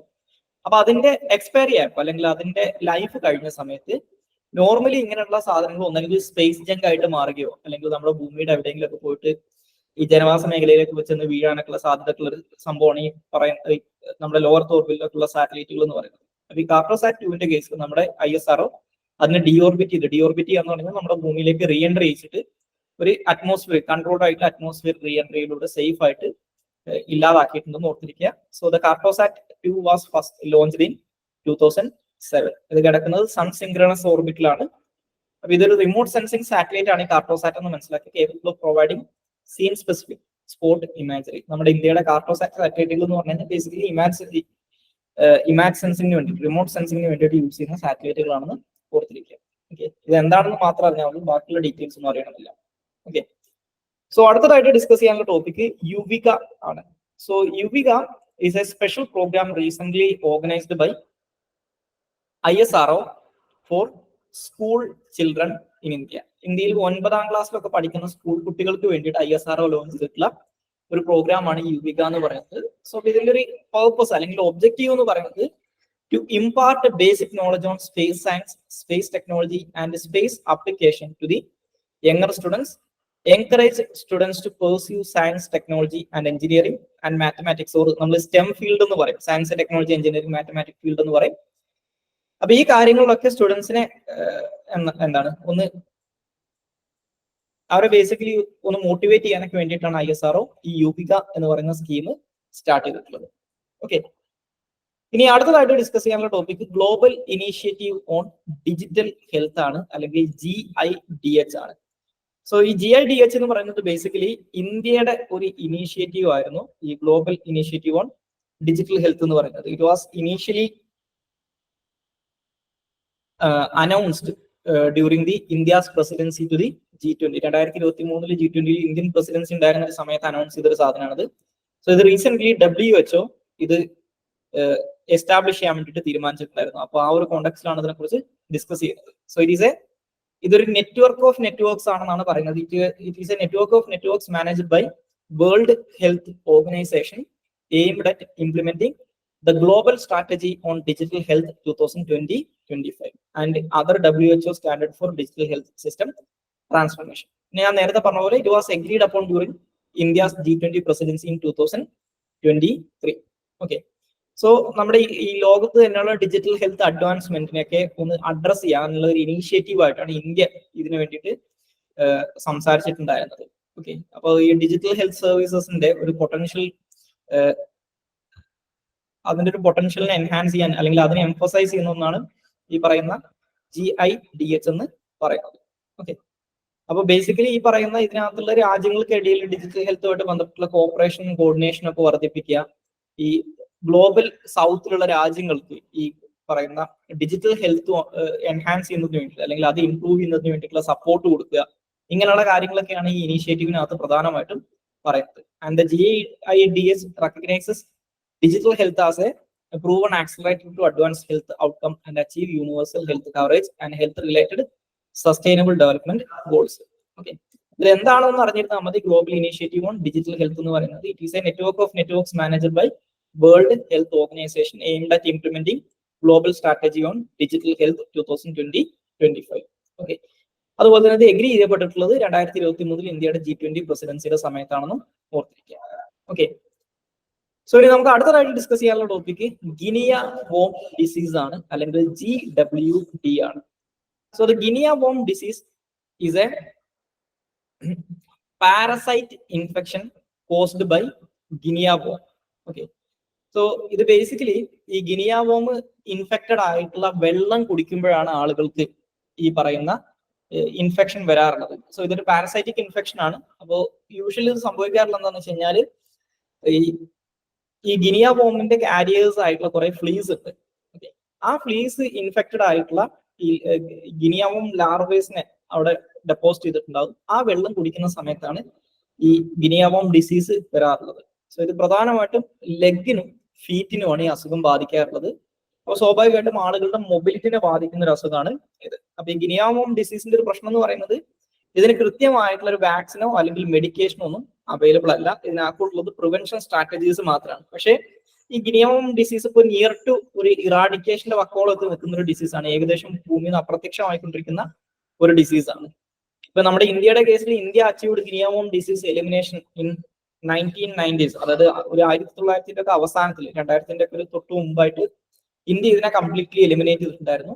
And in 2000 the WHO granted the Guinea worm disease free certification status to India. അപ്പൊ India ഇതിനകത്ത് ഈ ഒരു അസുഖത്തിനെ എലിമിനേറ്റ് ചെയ്ത രാജ്യമാണെന്ന് മനസ്സിലാക്കുക. ഓക്കെ, സോ ഇതൊരു പാരസൈറ്റിക് ഇൻഫെക്ഷൻ ആണെന്ന് മനസ്സിലാക്കി, ഇത് എങ്ങനെയാണ് വരുന്നതെന്ന് മനസ്സിലാക്കുക, നമ്മുടെ ഏത് ശരീരഭാഗത്തിനെയാണ് ഇത് ബാധിക്കുന്നതെന്ന് മനസ്സിലാക്കുക. അതുപോലെ തന്നെ ഇന്ത്യയുടെ കേസിൽ ഇന്ത്യ ഇതിനെ എലിമിനേറ്റ് ചെയ്തിട്ടുണ്ടെന്നും മനസ്സിലാക്കുക. ഓക്കെ, സോ ഇതാണ് ഗിനിയ വോം ഡിസീസിന്റെ കേസ്. ഇനി അടുത്തതായിട്ട് ഡിസ്കസ് ചെയ്യാനുള്ള ടോപ്പിക് റോഡമൈൻ ബി ആണ്. സോ ഈ റോഡമൈൻ ബി എന്ന് പറയുന്നത് ഇപ്പൊ നമ്മൾ പല ആളുകളും കണ്ടിരിക്കാൻ സാധ്യതയുള്ള, നമ്മൾ അറിയാതെ ഉപയോഗിച്ചിരിക്കാൻ സാധ്യതയുള്ള ഒരു സാധനമാണ് ഈ റോഡമൈൻ ബി എന്ന് പറയുന്നത്. ഇതൊരു കളറിംഗ് ഏജന്റ് ആണ് ബേസിക്കലി. അതായത് ഈ നമ്മുടെ കോട്ടൺ കാൻഡീസ് ഉണ്ടല്ലോ, നമ്മൾ പഞ്ഞിമിഠായി എന്ന് പറയുന്ന ഒരു സാധനം ഉണ്ടല്ലോ, ഈ കോട്ടൺ കാൻഡീസിന് ആ പിങ്ക് കളറും അല്ലെങ്കിൽ റെഡിഷ് കളറും ഒക്കെ കൊടുക്കാൻ വേണ്ടിയിട്ട് യൂസ് ചെയ്യുന്ന ഒരു കെമിക്കൽ കോമ്പോണന്റ് ആണ് റോഡമൈൻ ബി എന്ന് പറയുന്നത്. അപ്പൊ റീസെന്റ് ഈ 2024 ഫെബ്രുവരിയിൽ കർണാടക ഗവൺമെന്റ് ഈ റോഡമൈൻ ബി ഈ ഫുഡ് ഐറ്റംസിനകത്ത് യൂസ് ചെയ്യുന്നത് നിരോധിച്ചുകൊണ്ട് ഒരു ഗവൺമെന്റ് ഓർഡർ ഇറക്കിയിട്ടുണ്ടായിരുന്നു. അപ്പൊ ആ ഓർഡറിന്റെ ആവശ്യമൊന്നുമില്ല. ശരിക്കും നമ്മുടെ ഇന്ത്യയിൽ ഫുഡ് കളറിംഗ് ഏജന്റ് ആയിട്ട് അംഗീകരിച്ചിട്ടില്ലാത്തൊരു സാധനമാണ്, ഒരു കെമിക്കൽ കോമ്പോണന്റ് ആണ് ഈ റോഡമൈൻ ബി എന്ന് പറയുന്നത്. ഇത് ഫുഡ് ഐറ്റംസിൽ യൂസ് ചെയ്യാൻ പാടില്ല എന്നാണ് പറയുന്നത്. ഒരു ട്രേസർ ഡൈ ആണ്. അതായത് ഈ വെള്ളത്തിനകത്തൊക്കെ വെള്ളത്തിന്റെ വാട്ടർ ഫ്ലോ മനസ്സിലാക്കാനും അതുപോലെ തന്നെ ഈ വെള്ളത്തിന്റെ ട്രാൻസ്പോർട്ടേഷന്റെ കേസൊക്കെ മനസ്സിലാക്കുന്നതിനൊക്കെ വേണ്ടിയിട്ട് യൂസ് ചെയ്യുന്ന ഒരു ട്രേസർ ഡൈ ആണ് ഈ റോഡമൈൻ ബി എന്ന് പറയുന്നത്. ട്രേസർ ഡൈ എന്ന് പറഞ്ഞാൽ വെള്ളത്തിനകത്ത് ഇട്ടിച്ച് കഴിഞ്ഞാൽ ഈ വെള്ളം എങ്ങനെയാണ് ഒഴുകുന്നത് നമുക്ക് മനസ്സിലാക്കാൻ പറ്റും. ആ ഡൈ അതിനനുസരിച്ചായിരിക്കും സ്പ്രെഡ് ആകുക. അപ്പൊ അങ്ങനെ അത്തരത്തിലുള്ള ഒരു ട്രേസർ ഡൈ ആണ്. ഇത് ഒരു തരത്തിലും ഭക്ഷണ സാധനങ്ങൾ ഉപയോഗിക്കാൻ പാടില്ലാത്ത ഒന്നാണ്. പക്ഷെ നമ്മുടെ ഇന്ത്യയിൽ വൈഡ് സ്പ്രെഡ് ആയിട്ട് ഫുഡ് കളറിംഗ് ഏജന്റ് ആയിട്ട് ഇത് യൂസ് ചെയ്യാറുണ്ട്. അപ്പോൾ ഇത് നിരോധിച്ചുകൊണ്ട് കർണാടക ഗവൺമെന്റ് റീസെന്റ് ഒരു ഉത്തരവ് ഇറക്കിയിട്ടുണ്ടായിരുന്നു. സോ ഇത് എന്താണെന്ന് മനസ്സിലാക്കി, it's a chemical component and a dye. It is often used as a tracer dye within water to determine the rate and direction of flow and transport. So it is not suitable for human consumption and it is not permitted as a food coloring agent under India's food safety regulations. ഇനി ഇതിന്റെ health റിസ്കുകൾ എന്ന് പറഞ്ഞു കഴിഞ്ഞാൽ the immediate ആയിട്ടുള്ള റിസ്കുകൾ എന്ന് പറയുന്നത് the consumption of rhodamine B may lead to stomach issues, breathing problems, organ damage and an increased risk of cancer. Okay, ഇതാണ് ഈ ഇൻക്രീസ്ഡ് റിസ്ക് ഓഫ് ക്യാൻസർ ഒക്കെയാണ് റോഡമൈൻ ബിന്റെ ഫ്രീക്വന്റ് ആയിട്ടുള്ള യൂസേജിന്റെ ഒരു ലോങ് ടേം ഇമ്പാക്ട് എന്ന് പറയുന്നത്. ഓക്കെ, അപ്പൊ ഇതാണ് റോഡമൈൻ ബി എന്ന് പറയുന്നത്. So just understand that this is a chemical component which is widely used in India for food colouring purposes but it is illegal to use. നമ്മുടെ നാട്ടിൽ അത് illegal ആണെങ്കിൽ ഇങ്ങനെ യൂസ് ചെയ്യപ്പെടുന്ന ഒരു സാധനമാണ്, മനസ്സിലാക്കി. ഇനി അടുത്തതായിട്ട് ഡിസ്കസ് ചെയ്യാനുള്ള ടോപ്പിക് കാല അസാർ ആണ്. So kala azar or the visceral leishmaniasis or black fever or dum-dum fever എന്നൊക്കെ അറിയപ്പെടുന്നതാണ് ഈ കാലാസാർ എന്ന് പറയുന്നത്. സോ ദർ ആർ ഈ കാലാസാറിന്റെ കേസിൽ it's a deadly parasitic disease caused by protozoa parasite Leishmania and it is mainly affects people who are living in Africa, Asia and Latin America.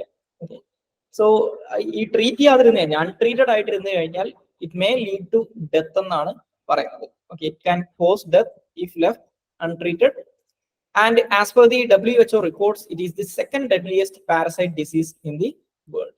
Okay, and it is transmitted to humans by the bite of an infected female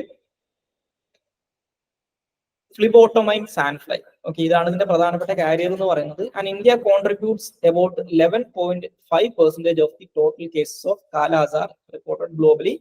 And over 90% of the Kala Azar cases in India are reported from two states, that is Bihar and Jharkhand. ഈ രണ്ട് സ്ഥലങ്ങളിൽ നിന്നാണ് ഏറ്റവും അധികം report ചെയ്യപ്പെടുന്നത്, മനസ്സിലാക്കുക. എന്താണ് കാല അസാർ, അത് എന്ത് കാരണം വരുന്നതാണ്, അതിന്റെ ഇന്ത്യയിലുള്ള സ്റ്റാറ്റസ് എന്താണെന്ന് ഒന്നറിയാം. ഓക്കെ, സോ ഇതാണ് കാല അസാറിന്റെ കേസ്. ഇനി അടുത്തത് ജ്ഞാനപീഠ അവാർഡാണ്. സോ ജ്ഞാനപീഠ അവാർഡിന്റെ കേസിൽ ഇപ്പൊ recent the Urdu poet Gulzar and Sanskrit scholar Jagadguru രംഭദ്രാചാര്യ എന്ന് പറയുന്ന ആള്, ഈ രണ്ടു പേർക്കും ജ്ഞാനപീഠ അവാർഡ്സ് കൊടുത്തിട്ടുണ്ടായിരുന്നു. 58th Jnanpith award. So the Jnanpith award is the oldest and highest Indian literary award presented by the Bharatiya Jnanapith to an author in their outstanding contribution towards literature, for their outstanding contribution to literature. So the Jnanapith Award first instituted in 1961 and it is only given to Indian writers writing in Indian languages mentioned in the 8th schedule of the Indian Constitution and English. Okay, and there is no provision for posthumous giving of award or posthumous conferral of this award. Okay, so the first recipient of Jnanapith Award was Malayalam writer G. Shankarakurup And Bengali novelist Asha Purna Devi is the first woman to win this award in for her 1965 novel Protham Protishtuvi. Okay, or the first promise. Okay. അപ്പോൾ ഇതാണ് Jnanpith അവാർഡിന്റെ case. അപ്പൊ എന്താണ് Jnanpith award എന്ന് മനസ്സിലാക്കി? It is the oldest and highest Indian literary award. It is given by Bharatiya Jnanpith to Indian author who are writing in Indian language included in the 8th schedule plus English language. It was instituted in 1961. Okay, so the first award winner was a Malayali writer known as G. Shankarakuru, and the first woman winner was Bengali novelist Asha Purna Devi. Okay, ഇത്രയും കാര്യങ്ങളൊന്ന് അറിഞ്ഞിരിക്കുക. Okay, പിന്നെ അതുപോലെ തന്നെ ഈ ഒരു കാര്യം ഓർത്തിരിക്കുക, there is no provision for posthonous conferral.